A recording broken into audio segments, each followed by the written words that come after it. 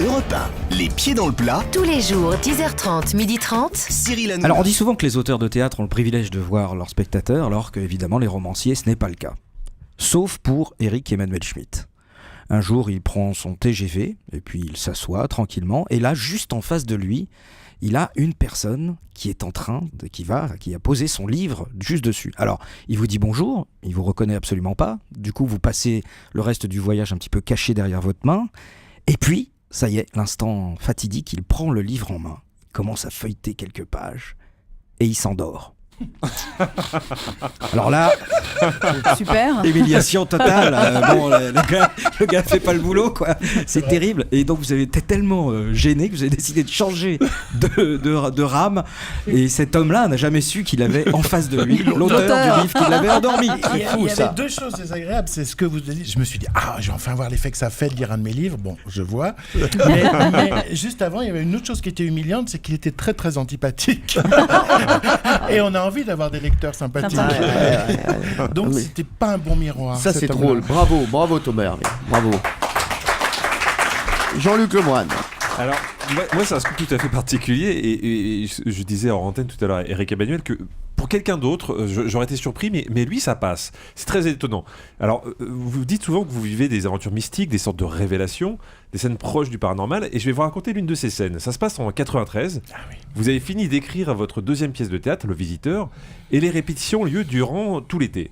Mais lors de l'une de ces répétitions, vous avez vécu quelque chose d'incroyable. Vous avez rencontré votre futur. Alors que les acteurs répètent votre texte sur scène, vous marchez à travers le théâtre en écoutant et tout d'un coup, vous vous penchez entre le rang 2 et le rang 3 et là, vous vous êtes vu, projeté dans le temps à plus de 60 ans, revenir dans le théâtre et dire à vous-même « Tu te rappelles, c'est là que tu as eu ton premier triomphe ». Surpris, vous vous relevez, vous revenez immédiatement à la réalité, le vous du futur disparaît et vous ne réalisez pas encore que cette apparition disait vrai, puisque la pièce a été un vrai succès, votre premier vrai succès. Vous avez aujourd'hui, je ne sais pas si je peux dire votre âge, 54 ans, donc vous vous approchez. Est-ce que vous comptez aller dans ce théâtre pour rencontrer votre passé ? Mais figurez-vous qu'on m'a proposé dans ce même théâtre de reprendre Le Visiteur et j'ai dit non plus tard. Parce que je sais que j'aurai plus de 60 ans quand on reprendra cette pièce. Non, joli. c'était fou, un vrai flash. Je me suis pris les pieds dans le tapis du temps et tout d'un coup, j'étais à une autre période de ma vie. Et c'était pas évident parce qu'on répétait, c'était l'été, il y avait absolument pas de location d'avance. Moi, j'étais totalement inconnu à l'époque. Les deux magnifiques acteurs qui étaient Thierry Fortino et Maurice Garrel, comme on dit dans le métier, vendaient pas un strapontin. Ouais. Ça a commencé comme un bide noir. La première recette, c'était 160 francs. C'était mes parents qui avaient acheté leur place. Donc, il n'y avait aucune raison de se dire cette chose-là. Et en fait, après, le métier est arrivé, puis la critique, puis la télévision. Et ça a été un vrai triomphe, 3 Molières, et ça se joue dans le monde entier.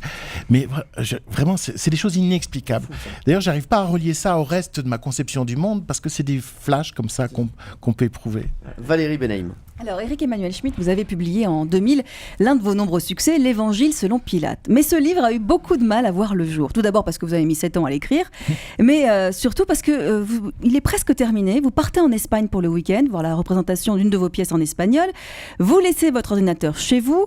Et je rappelle qu'en 2000, il y a les ordinateurs avec des disquettes et vous sauvegardiez vos romans sur disquette. Vous êtes donc en Espagne, vous voyez la pièce, vous retournez à votre hôtel pour y passer la nuit. Seulement impossible de dormir. Vous avez un pressentiment, visiblement, vous avez quand même un lien comme ça.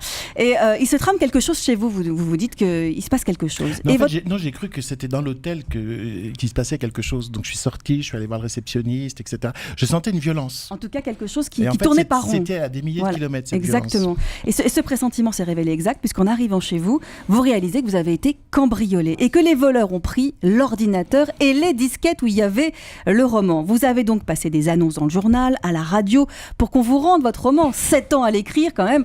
Là, c'est le drame. Personne ne se manifeste. Donc, au bout d'une semaine, vous décidez de réécrire entièrement le roman. Ça vous prendra plusieurs mois de travail pour le refaire. Vous publiez enfin le roman et 2 mois plus tard, lors d'un repas de famille chez vous, vos neveux demandent à voir votre secrétaire du XVIIIe siècle. Un secrétaire qui a un petit tiroir à l'intérieur, un petit tiroir secret. Vous ouvrez le petit tiroir secret et qu'est-ce que vous trouvez ? La disquette, la première version de l'Évangile selon Pilate que vous aviez réécrit. L'horreur. Incroyable cette histoire. L'horreur. Mais en même temps... c'est ce qui m'a rendu, après, qui m'a donné tellement d'aisance, parce que je me suis rendu compte qu'en fait, un livre, on l'avait dans la tête, on le portait en soi. C'était pas le travail qui faisait le livre, c'était le fait qu'on l'avait en soi. Donc quand j'ai acheté une rame de papier et que j'ai commencé le livre à la première ligne et que je l'ai fini plusieurs mois après à la dernière ligne, je me suis dit finalement, c'est rien d'écrire un roman. Après 7 ans de travail, voilà, tout de même, hein. et alors maintenant, c'est comme ça. Je rêve longtemps mes livres, c'est comme si je travaillais, et puis après, je commence à la première ligne et je finis à la dernière. Et bravo en tout cas tous les trois parce que vous avez bien bossé, bravo. Pierre Bellemare, qui avait la meilleure anecdote sur Éric Emmanuel Schmitt? Alors on peut pas, franchement on peut pas. Là vraiment les trois sont excellentes, elles sont exceptionnelles. Faut dire que l'invité, que nous aimons bien, la preuve on l'a tout le temps. Oui, ça, on il vient encore la semaine prochaine. un chat. Non mais c'est vrai qu'il a quand même des histoires, c'est une mine extraordinaire. Et donc pas de gagnant aujourd'hui. Allez, je vous suis Pierre Bellemare là-dessus. Ah oui, non, là, je vous ils suis. sont tous excellents. Europe 1, les pieds dans le plat, Tous les jours, 10h30, 12h30. Cyril Hanouna.